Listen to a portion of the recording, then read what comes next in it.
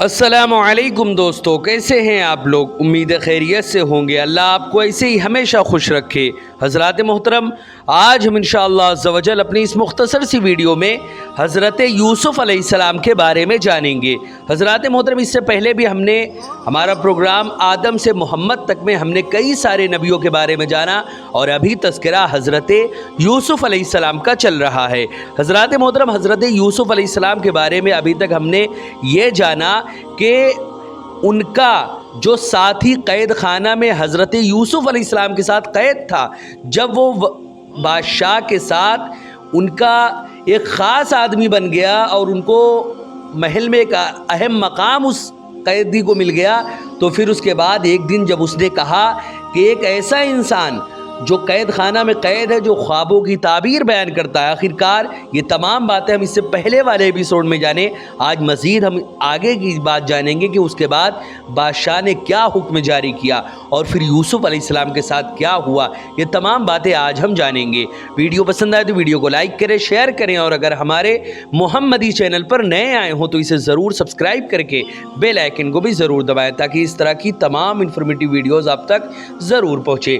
हज़रात जैसे कि आप लोगों को मालूम है कि मैं इसी तरह दावत व तबलीग और दीन के काम को बराबर हम लोग अंजाम दे रहे हैं। इसी मकसद के पेश नज़र हमने एक मदरसा और एक जामा मस्जिद की बाज़ाब्ता बुनियाद डाली है।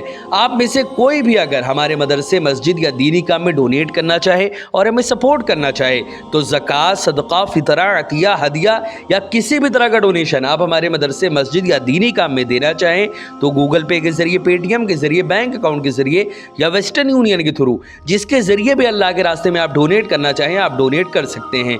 इनके नंबर और लिंक इस वीडियो की स्क्रीन और डिस्क्रिप्शन में है, आप जाएं और जो भी अल्लाह के रास्ते में आप डोनेट करना चाहें आप डोनेट कर सकते हैं। हज़रात मोहतरम, अल्लाह रब्बुल इज़्ज़त ने सूरह यूसुफ में इन तमाम के तमाम वाक़यात का खाका कुछ यूँ पेश किया है। अल्लाह रब्बुल इज़्ज़त ने फरमाया, कैद खाना से निकल कर वज़ीर ख़ज़ाना और फिर वज़ीर आज़म हज़रत यूसुफ़ अलैहिस्सलाम कैसे बने, इन्हीं सब बारे में अल्लाह रब्बुल इज़्ज़त ने सूरह यूसुफ में फरमाया।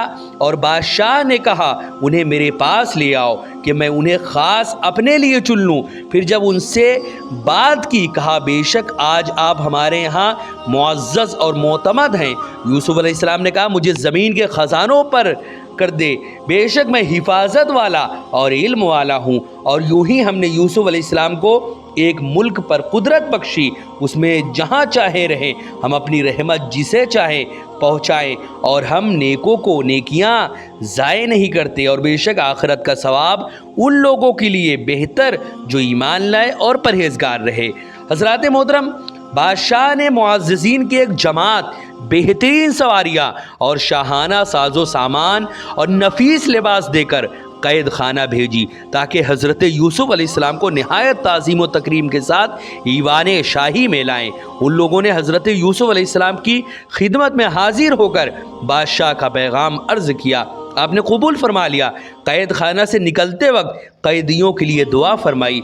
जब कैद खाना से बाहर तशरीफ़ लाए तो उसके दरवाज़े पर लिखा, ये मुसीबतों का घर है, ज़िंदा लोगों के लिए कब्र है और दुश्मनों की बदगोई बल्कि उनके लिए खुशी होने का मकाम है और सच्चों के ये इम्तिहान की जगह है। हज़रात मोहतरम, उसके बाद हज़रत यूसुफ़ अलैहिस्सलाम ने गुस्ल किया, आला लिबास पहना और शाही महलात की तरफ रवाना हुए। जब किला के पास पहुँचे तो फरमाया, मेरा रब ही काफ़ी है, उसकी पनाह बड़ी और उसकी सना और बरतर और उसके सिवा कोई माबूद नहीं। फिर किले में दाखिल हुए, बादशाह के सामने पहुँचे तो ये दुआ की, ऐ मेरे रब, तेरे फजल से उसकी भलाई तलब करता हूँ और उसकी दूसरों की बुराई से तेरी पनाह चाहता हूँ। हज़रात मोहतरम, जब बादशाह से नज़र मिली हज़रत यूसुफ़ अलैहिस्सलाम की तो आपने अरबी में सलाम फरमाया, अस्सलामु अलैकुम वरहमतुल्लाहि वबरकातुहू। बादशाह ने पूछा, ये कौन सी ज़बान है? तो आपने फरमाया, ये मेरे चचा इस्माइल की ज़बान है। फिर आपने इब्रानी ज़बान में दुआ की। उसने फिर पूछा, ये कौन सी ज़बान है? आपने फरमाया, ये मेरे अब्बा जान हज़रत याकूब की ज़बान है।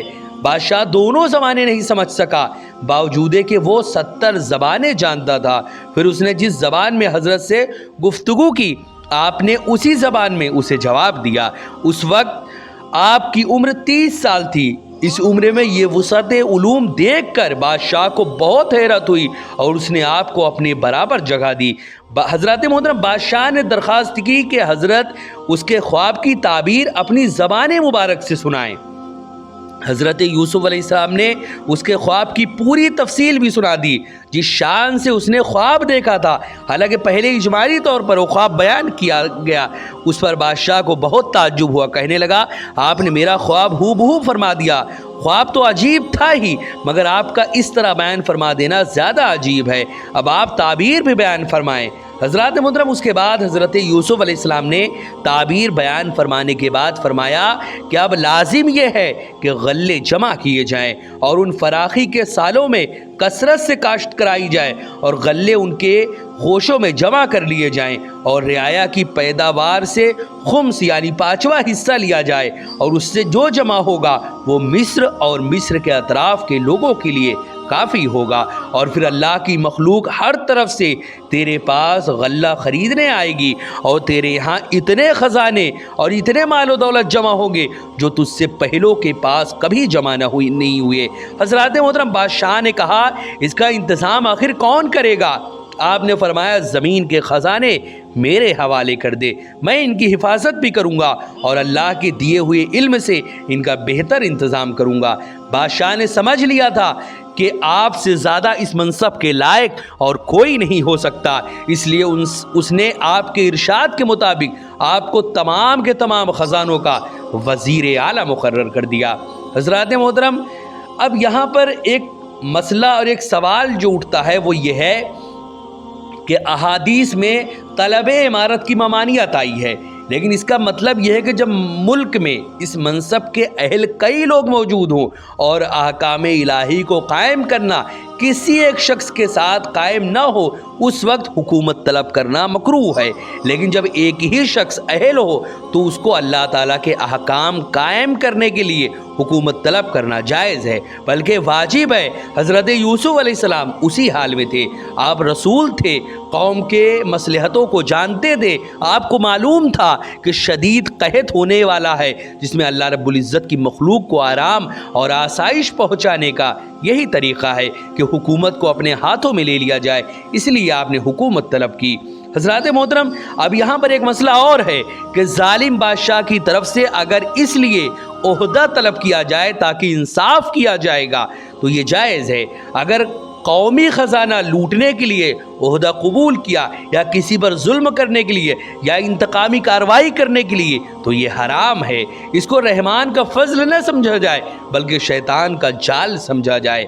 हज़रत मोहतरम, क्योंकि रियान बिन वलीद उस वक्त का काफिर बादशाह था, कोई मोमिन नहीं था, वो काफिर बादशाह था जो अल्लाह और रसूल पर ईमान नहीं था उसका।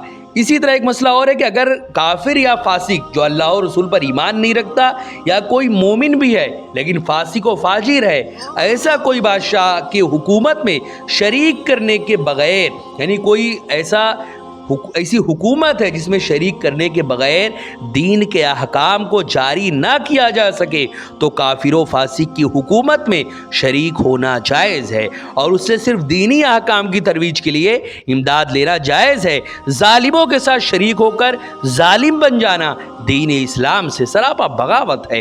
हज़रत मोहतरम, इसी तरह एक मसला और इससे निकलता है कि अपनी खूबियाँ फ़ख्र और तकब्बुर की वजह से बयान करना ये जायज़ नहीं है। अब इंसान देखिए, तारीफ़ इंसान हज़रत यूसुफ अलैहिस्सलाम के यहाँ पे जो बादशाह के सामने मामला हुआ उसमें चंद मसले निकले। पहला मसला तो ये था कि हज़रत यूसुफ अलैहिस्सलाम ने उस बादशाह से हुकूमत तलब की। पहला मसला तो क्या किसी से हुकूमत तलब करना ये जायज़ है, जबकि हदीस में इसकी ममानियत आई है, तो ये यहाँ पे वजह बताई गई कि किस सूरत में जायज़ है। फिर एक मसला और यहाँ पे निकला कि उसके बाद यूसुफ अलैहिस्सलाम ने अपनी तारीफ़ भी की कि मैं इल्म वाला हूँ, हिकमत वाला हूँ और मैं बहुत ज़्यादा इनकी हिफाजत करने वाला हूँ, अपनी तारीफ़ भी की। तो यहाँ पर बताने का मकसद ये है, क्या अपनी खूबियाँ बयान करना इस्लाम में जायज़ है या नहीं, उसको अब समझें। अपनी खूबियाँ फ़ख्र और तकब्बुर की वजह से बयान करना ये जायज़ नहीं है।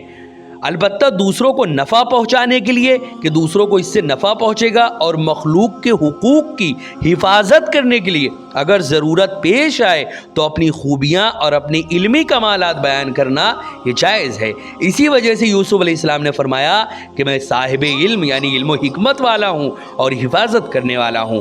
حضرات محترم، اس سے یہ بات سمجھ میں آئی کہ اگر کوئی عالم دین ہو یا کوئی بڑا عہدے دار ہو جو علمی صلاحیت رکھتا ہو، اگر وہ کہیں پر اپنے کمالات کو بیان کر رہا ہے تو ہم بغیر کسی سبب کے اس کو برا بھلا نہیں کہہ سکتے، کیونکہ بعض مصلحتوں کے پیش نظر اپنی خوبیاں بیان کرنا، اپنے کمالات بیان کرنا کہ میں یہ ہوں، یہ ہوں، یہ ہوں، میں نے یہ خوبیاں پائی ہیں، میرے پاس یہ خوبیاں ہیں، میں نے یہ چیزیں حاصل کی ہیں، اگر کہیں پر اس طرح کی ضرورت پیش آئے تو بلا شک و شبہ ان چیزوں کو بیان کرنا جائز ہے۔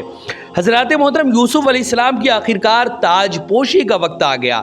یوسف علیہ السلام مصر کے ایک بڑے عہدے پر فائز ہوئے، اور آخرکار 1 سال کے بعد بادشاہ نے حضرت یوسف علیہ السلام کو بلا کر آپ کی تاج پوشی کی اور تلوار اور مہر آپ کے سامنے پیش کی، اور آپ کو طلائی تخت پر تخت نشی کیا جو جواہرات سے مرصع تھا، اور اپنا ملک آپ کے سپرد کر دیا۔ لیکن تاج آپ نے یہ کہہ کر واپس کر دیا کہ یہ میرا اور میرے آبا کا لباس نہیں ہے، البتہ انگوٹھی جو بطور مہر استعمال ہوتی تھی اسے اور تخت کو آپ نے قبول کر لیا کہ یہ تخت کے ذریعے تمہاری سلطنت کو مضبوط کروں گا اور مہر کے ذریعے تمہارے امور کی تدبیریں سر انجام دوں گا۔ حضرات محترم، عزیز مصر کو معزول کر کے آپ کو اس جگہ والی بنایا اور تمام خزانے آپ کے سپرد کر دیے اور سلطنت کے تمام امور آپ کے ہاتھ میں دے دیے، اور خود ایک تابع کی حیثیت میں ہو گیا۔ یعنی وہ بادشاہ جو تھا حضرت یوسف علیہ السلام کو بادشاہ بنا دیا، صرف خزانوں کی ہی آپ کو ذمہ داری نہیں دی بلکہ سارے کے سارے مصر کا حضرت یوسف علیہ السلام کو بادشاہ بنا دیا اور تمام کے تمام امور آپ کے ہاتھ میں دے دیے، اور خود ایک تابع کی حیثیت میں ہو گیا۔ خود حضرت یوسف علیہ السلام کی بتائی ہوئی باتوں کے تحت وہ عمل کرنے لگا، آپ کی رائے میں دخل نہیں دیتا تھا اور آپ کے حکم کو وہ مانتا بھی تھا۔ اس طرح آپ وزیر اعظم بن گئے، تمام اختیارات کے مالک بن گئے اور مصر کے بادشاہ بن گئے۔ آپ کی حکومت کے اثرات آخر کیا کیا تھے وہ بھی اب سمجھے۔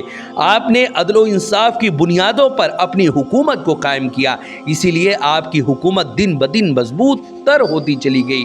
تمام مردوں اور عورتوں کے دلوں میں آپ کی محبت پیدا ہوئی، اور آپ نے قحط سالی کے آنے والے دنوں کے لیے غلوں کے ذخیرے جمع کرنے کی تعبیر فرمائی۔ اس کے لیے بہت وسیع اور عالی شان انبار خانے یعنی اسٹور روم تعمیر کرائے اور بہت کثیر ذخائر جمع کیے۔ جب فراخی کے سال گزر گئے اور قحط کا زمانہ آیا تو آپ نے بادشاہ اور اس کے خدام کے لیے روزانہ صرف ایک وقت کا کھانا مقرر فرمایا۔ ایک روز دوپہر کے وقت بادشاہ نے حضرت سے بھوک کی شکایت کی۔ جو پہلے بادشاہ تھا اس نے حضرت یوسف علیہ السلام سے بھوک کی شکایت کی۔ آپ نے فرمایا یہ قحط سالی کی ابتدا کا وقت ہے، کیونکہ پہلے سال میں لوگوں کے پاس ذخیرے تھے، سب ختم ہو گئے، بازار خالی ہو گئے۔ چونکہ قحط کے سارے زمانے جتنے بھی زمانے تھے، سارے زمانے میں آپ نے خود بھی کبھی سیر ہو کر کھانا نہیں کھایا، پیٹ بھر کے حضرت یوسف علیہ السلام نے بھی کھانا کبھی نہیں کھایا۔ واقف حال لوگوں نے آپ کی خدمت میں عرض کیا کہ اتنے کثیر خزانوں کے مالک ہو کر بھی آپ بھوکے رہتے ہیں۔ حضرت یوسف علیہ السلام نے فرمایا اس اندیشے سے کہ سیر میں ہو جاؤں، میں پیٹ بھر لوں تو کہیں بھوک کو نہ بھول جاؤں۔ سبحان اللہ، کیا پاکیزہ اخلاق ہیں حضرت یوسف علیہ السلام کے۔ ان پاکیزہ اخلاق کی ہی وجہ سے بادشاہ بھی ایک وقت کے کھانے پر کفایت کر رہا تھا، اس نے بھی آپ کے جواب پر کوئی مزاحمت نہیں کی۔ حضرات محترم، یہی نہیں، تمام اہل مصر حضرت یوسف علیہ السلام سے تمام کے تمام اہل مصر کے سامنے وہ قحط کا زمانہ تھا جو ان کے سر پر تھا، اس سے وہ لوگ بہت پریشان ہوئے، بہت زیادہ ان کی ایسی حالت ہو گئی تھی کہ وہ موت کے قریب پہنچ گئے تھے۔ لیکن حضرت یوسف علیہ السلام کی حکمت عملی ایسی تھی جس کی وجہ سے ایسا معاملہ حضرت یوسف علیہ السلام نے کیا کہ جو لوگ غلہ کے لیے ایک ایسی قحط سالی جس سے ہزاروں ہزار کی تعداد میں لوگ مرنے والے تھے، یوسف علیہ السلام کی حکمت عملی کی وجہ سے لوگوں کی جان بچی، اور پوری کی پوری قحط سالی میں مصر کے تمام معاملات میں ایک ایسا مسئلہ ہوا کہ وہاں کی قحط سالی بھی دور ہوئی، اور حضرت یوسف علیہ السلام نے صرف مصر ہی نہیں آس پاس کی لوگوں کی ضرورتوں کو بھی پورا کیا۔ اس کے بعد قحط سالی کے بعد آخر کیا معاملہ پیش آیا؟ کیا مصر کے لوگ بچے یا وہ سارے لوگ آخرکار بعد میں مر گئے، یا کیا معاملہ پیش آیا؟